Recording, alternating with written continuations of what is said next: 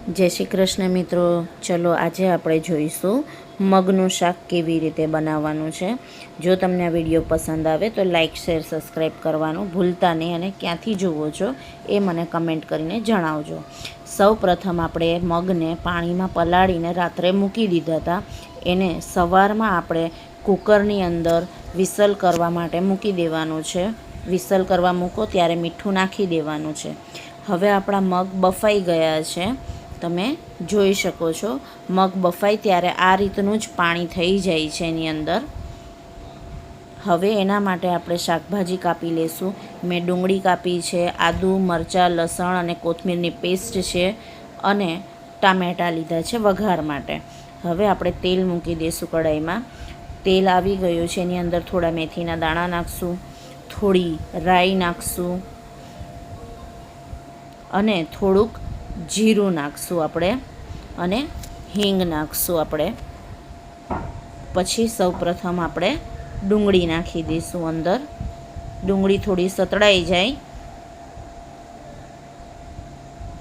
ડુંગળી થોડી સતળાઈ જશે એટલે પછી આપણે ટામેટાં બી નાખી દઈશું અંદર અને ટામેટાં નાખી અને પછી આપણે જે ગ્રીન પેસ્ટ કરી હતી આદુ મરચાં લસણ કોથમીરની એ પણ એમાં એડ કરી દઈશું। બધું બરાબર મિક્સ થઈ જશે એટલે એની અંદર આપણે મસાલો કરી દઈશું। મિત્રો, મારો ફ્લેમ ફાસ્ટ થઈ ગયો હતો તો મેં ધીમો કરી દીધો હતો, બંધ કરી દીધો હતો। હવે મેં એને ચાલુ કરી દીધો છે। ક્યારેય આવું થાય, ફ્લેમ આપણી વધી જાય તો બંધ કરી દેવી, જેથી શાક બળી ન જાય, આપણો વઘાર બળી ન જાય। મેઇન વઘારનો જ છે આમાં। હવે આપણે એની અંદર નાખી દઈશું મસાલા બધા, હળદર, મરચું પાવડર। મરચું આપણે આમાં એટલે નાખીએ છીએ કે આ ડ્રાય સબ્જી નથી, આ લિક્વિડવાળી સબ્જી છે, રસાવાળી સબ્જી છે, તો આપણે મરચું નાખી દઈશું આમાં। ધાણા જીરું બી નાખી દઈશું આપણે, થોડુંક આપણે એમાં મીઠું બી એડ કરી દઈશું